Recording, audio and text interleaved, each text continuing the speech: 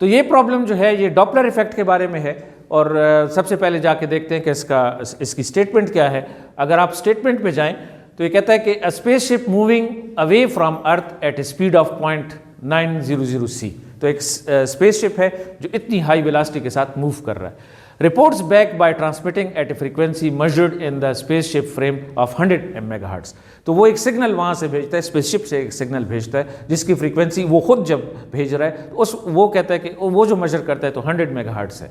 To what frequency must earth receive, लेकिन जब वो अर्थ पे पहुंचेगा तो फिर अर्थ पे क्या फ्रीक्वेंसी होगी जो अर्थ पे मेजर करेंगे, be tune to receive the report, क्योंकि वो तो आपस में मतलब सिंक्रोनाइजेशन होनी चाहिए कि जो रिसीवर है उसकी फ्रीक्वेंसी और जो रिसीविंग फ्रीक्वेंसी है वो बराबर हो तो वो मैच कर जाएंगे, तभी आपको यहाँ पर सर्किट के अंदर आपको फ्रीक्वेंसी मिलेगी। तो क्या असल में बात यह है कि अर्थ पर जो फ्रीक्वेंसी रीच हो रही है तो वो कितनी होगी।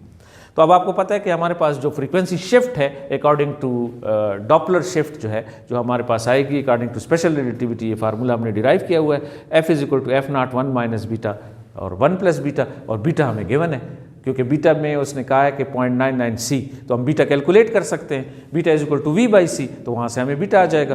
तो बीटा जो है वो हमारे पास V बाई सी के बराबर है या 0.900 c डिवाइड बाई सी, तो 0.9 c के बराबर आ जाए, 0.910 या 20 लगा लें तो वो इसके बराबर आ जाएगा। बस अब रेस्ट जो है चूँकि F0 हमें गिवन है वो 100 मेगाहर्ट्ज है और 1 माइनस बीटा और 1 प्लस बीटा करना है। तो अगर इसमें अगर हम वैल्यूज सब्स्टिट्यूट करें तो हमारे पास F0 ये है, और अगर इसमें हम वैल्यूज सब्स्टिट्यूट करें तो यहाँ 100 आ जाएगा, वहाँ 1 माइनस 0.900 1 प्लस, तो ये तकरीबन 2.29।